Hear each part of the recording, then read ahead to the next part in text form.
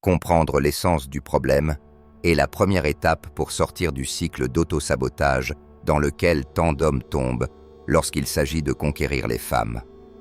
Beaucoup pensent qu'ils doivent avoir l'apparence d'un mannequin, porter des vêtements coûteux ou mémoriser des phrases de séduction comme des formules mathématiques pour attirer leur attention.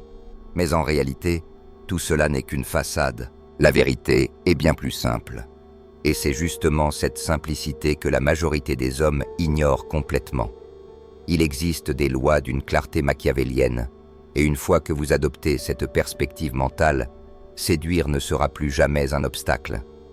Si vous avez déjà ressenti ce moment où, plus vous essayez, plus elle semblait s'éloigner, si vous avez connu cette frustration de voir vos efforts produire l'effet inverse, alors vous savez de quoi je parle. J'ai vécu cela pendant toutes mes années d'université. Je préparais des conversations parfaites, dépensais des fortunes en vêtements, étudiais des techniques de séduction comme si c'était des équations à résoudre, et j'échouais encore et encore. Jusqu'au jour où un livre a changé ma perception pour toujours. Le Prince de Machiavel. Ce n'était pas un livre sur les femmes, mais il m'a enseigné quelque chose de fondamental sur le pouvoir et sur la perception humaine. Machiavel comprenait que les gens réagissent davantage à ce qu'ils ressentent qu'à ce qu'ils voient.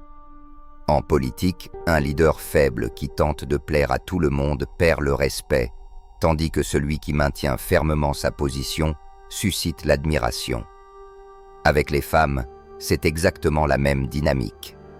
Votre état intérieur se reflète en permanence, et elles le perçoivent immédiatement. Peu importe la qualité de votre tenue ou la somme d'argent que vous affichez, si, au fond de vous, vous êtes insécure, désespéré ou avide d'approbation, c'est cette énergie-là qu'elles ressentiront. L'attraction commence dans votre esprit bien avant d'atteindre le sien. Quand vous êtes nerveux, que vous recherchez désespérément son approbation, que vous adaptez votre personnalité pour l'impressionner, vous envoyez un message implicite mais dévastateur. Vous considérez qu'elle a plus de valeur que vous. Et biologiquement, les femmes perdent instinctivement de l'intérêt pour ceux qu'elles perçoivent comme inférieurs. Elles sont attirées par la force, par la sécurité, par une confiance authentique. Ce qui est le plus puissant, c'est que lorsque vous cessez de dépendre de sa validation, lorsque vous devenez indifférent aux résultats, quelque chose change. Vous cessez d'être transparent comme tous les autres et vous devenez un mystère, un défi, quelqu'un qu'on ne peut pas conquérir facilement. C'est irrésistible. Alors que les autres hommes mendient son attention, vous restez centré sur votre propre valeur. Cette transformation mentale ne s'acquiert pas du jour au lendemain. Elle exige de la pratique, de l'introspection et surtout la volonté de rompre avec des habitudes ancrées depuis des années. Si vous voulez vraiment maîtriser cet art, il faut commencer par comprendre pourquoi la plupart des hommes commettent l'erreur fatale en séduction. Rechercher son approbation. Machiavel enseignait que celui qui montre trop d'empressement à obtenir quelque chose perd immédiatement son pouvoir de négociation. Avec les femmes, le principe est identique. Si vous vous approchez d'elles avec l'état d'esprit « s'il te plaît, accepte-moi » ou « j'espère qu'elle ne me rejettera pas », vous lui remettez tout votre pouvoir avant même d'avoir commencé. Et elle le sent, non pas à travers vos mots, mais dans votre langage corporel, dans l'énergie que vous dégagez, dans cette façon de scruter son visage à la recherche du moindre signe d'approbation. Pensez-y. Avez-vous déjà été attiré par quelqu'un qui avait besoin de vous pour se sentir exister? Jamais. Les gens sont attirés par ceux qui semblent entiers sans eux, par ceux qui ont des options, par ceux qui ne changeraient pas leur journée pour éviter un rejet. C'est là le paradoxe. Plus vous vous souciez du résultat, moins vous êtes attirant. Plus vous avez besoin qu'elle dise oui, plus elle sera tentée de dire non. Prenons un exemple concret. Imaginez deux situations. Dans la première, vous vous approchez d'une femme dans un café et vous lui dites d'une voix légèrement tremblante « Excusez-moi, je vous trouve vraiment intéressante et je me demandais si vous aimeriez sortir avec moi ce vendredi. » Vous évitez le contact visuel direct. Vous attendez anxieusement sa réponse.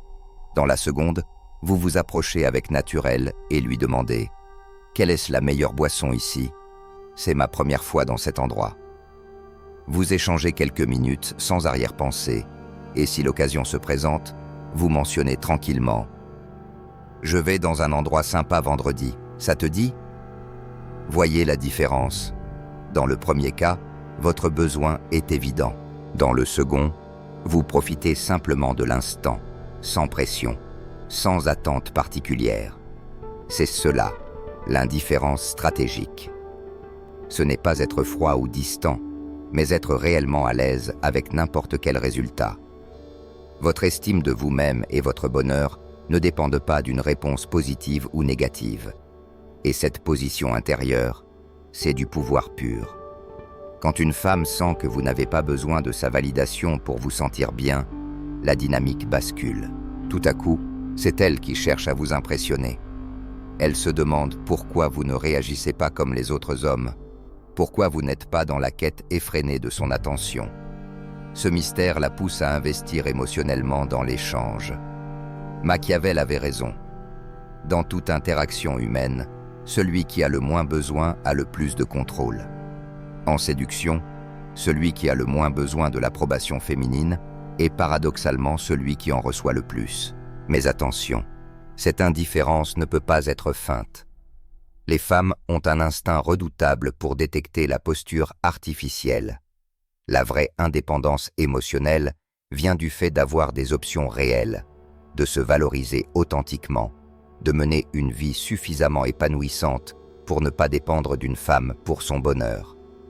Beaucoup d'hommes veulent le résultat sans faire ce travail intérieur. Ils veulent paraître confiants sans avoir construit cette confiance de manière authentique. Pour accélérer ce processus, il existe un outil puissant, le défi calculé. Machiavel notait que les gens attachent plus de valeur à ce qui leur demande un effort. Appliqué à la séduction, cela signifie qu'une femme appréciera davantage votre attention si elle doit la mériter.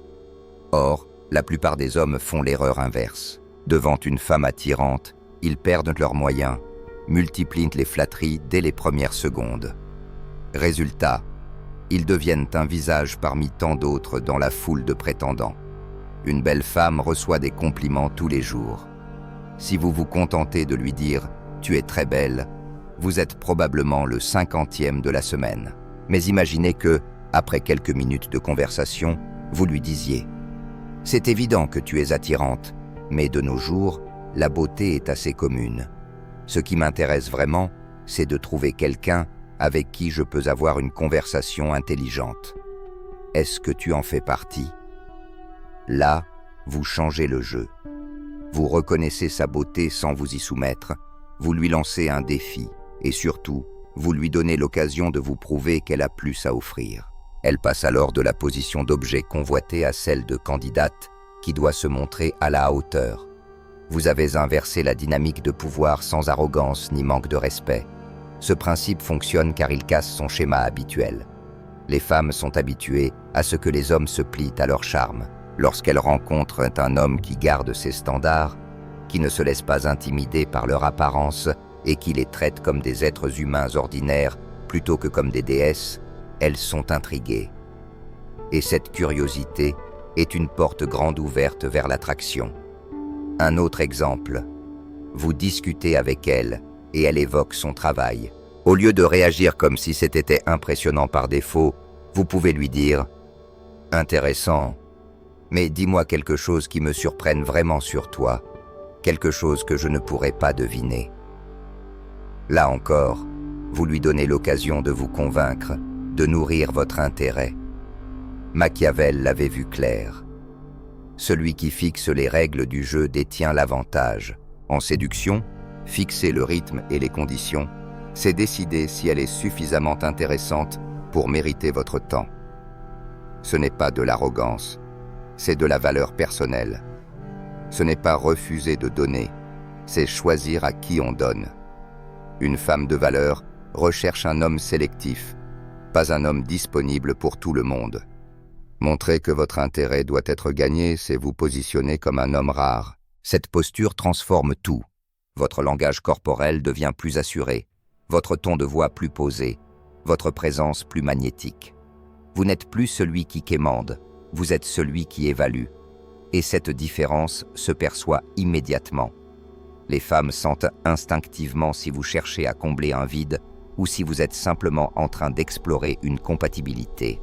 Et le second profil est infiniment plus attirant. Mais le défi calculé n'est qu'un élément. La véritable transformation arrive quand ces principes deviennent une partie intégrante de votre identité. Machiavel, dans Le Prince, décrit un leader qui garde ses principes, qui prend ses décisions selon son propre jugement et qui refuse de plier face à la pression. Un homme avec une mentalité de prince ne marchande pas son authenticité contre de l'approbation. Si une femme lui dit « Change cela chez toi ou je m'en vais », il répond simplement « Je comprends que nous ne soyons pas compatibles. Je te souhaite le meilleur. » Pas de drame, pas de supplication. Cette mentalité est rare et donc extrêmement puissante. La plupart des hommes changent leurs goûts, leurs activités, parfois même leurs valeurs fondamentales pour maintenir l'intérêt d'une femme. Et paradoxalement, plus ils se transforment pour elle, moins ils sont attirants.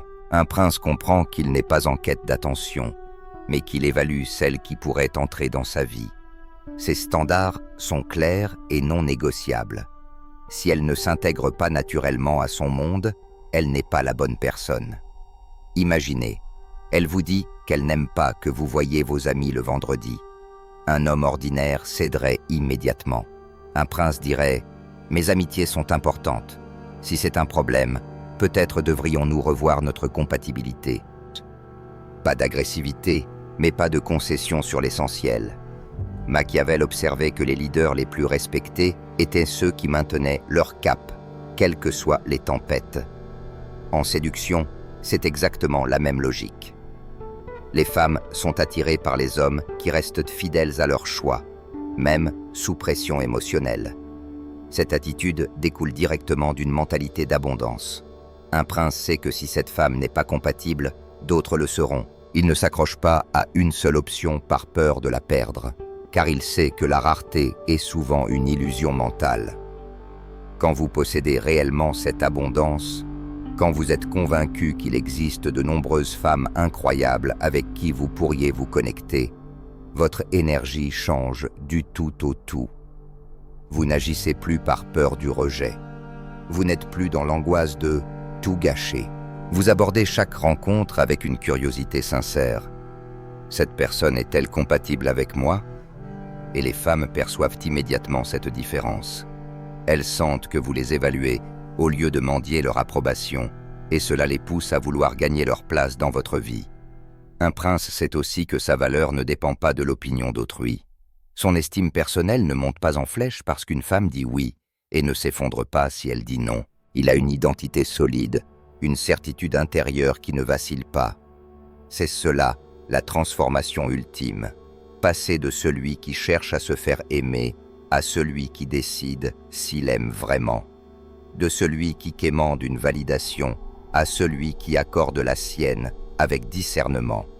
Lorsque cette mentalité est réellement intégrée, séduire devient une conséquence naturelle. Vous ne jouez plus un rôle, vous incarnez un état d'esprit, vous devenez ce type d'homme vers qui les femmes sont attirées sans effort apparent, non pas à cause de techniques apprises par cœur, mais parce que votre présence, votre énergie et vos choix traduisent une valeur authentique. Mais il y a une vérité que beaucoup refusent d'accepter. Tout cela n'est rien sans action. La connaissance théorique est inutile si elle n'est pas mise en pratique. La différence entre ceux qui réussissent en séduction et ceux qui piétinent n'est pas l'accès à l'information. Souvent, les deux connaissent que les mêmes principes, mais la volonté de les appliquer dans la réalité, de sortir de leur zone de confort, d'oser mettre en jeu leur ego pour s'endurcir. Ces principes machiavéliques ont traversé les siècles parce qu'ils s'appuient sur des lois immuables de la nature humaine. Ils fonctionnent dans les relations, dans les affaires, dans la politique et bien sûr, dans la séduction. La question est, allez-vous les laisser dormir dans un coin de votre esprit ou allez-vous les incarner dès maintenant ? Cela signifie que dès votre prochaine interaction, vous devrez faire preuve d'une présence calme, d'une indifférence authentique aux résultats et d'un standard clair sur ce que vous attendez. Cela veut dire cesser d'offrir votre attention à toutes celles qui la réclament et la réserver à celles qui la méritent. Cela veut dire ne pas céder à l'instant où une femme teste vos limites, mais lui montrer que vos principes ne sont pas négociables. Plus vous agissez ainsi, plus vous remarquez un changement radical dans la manière dont les femmes vous perçoivent. Elles vous chercheront, tenteront de comprendre ce qui vous rend différent, et surtout, elles investiront émotionnellement pour gagner votre intérêt. Ce n'est plus vous qui courez après, c'est elles qui se demandent comment rester dans votre vie. Et ce pouvoir, une fois que vous l'avez goûté, change tout. Vous cessez d'être un joueur dans le jeu des autres. Vous fixez vos propres règles. Vous ne laissez plus la validation féminine dicter vos choix, votre humeur ou votre estime de vous-même. Vous devenez un homme qui choisit, qui évalue, qui avance avec assurance. À ce stade, séduire n'est plus une mission ou un objectif. C'est simplement le sous-produit naturel de la vie que vous menez et de l'homme que vous êtes devenu.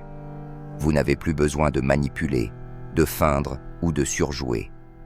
Votre confiance est réelle, vos standards sont clairs et votre indifférence au résultat est authentique. Les femmes sentent cette vérité et y réagissent instinctivement, parce que cela répond à un besoin profond, celui de se connecter à un homme qui ne vacille pas, qui ne se perd pas dans l'instant et qui reste fidèle à lui-même quoi qu'il arrive. Voilà pourquoi les lois du pouvoir, appliquées à la séduction, sont si efficaces. Elles ne reposent pas sur des astuces superficielles, mais sur la psychologie humaine la plus profonde. Et c'est précisément cette profondeur qui les rend intemporelles. Une fois que vous les adoptez et les vivez pleinement, le rapport de force s'inverse à jamais, et vous ne regarderez plus jamais les interactions avec les femmes de la même façon.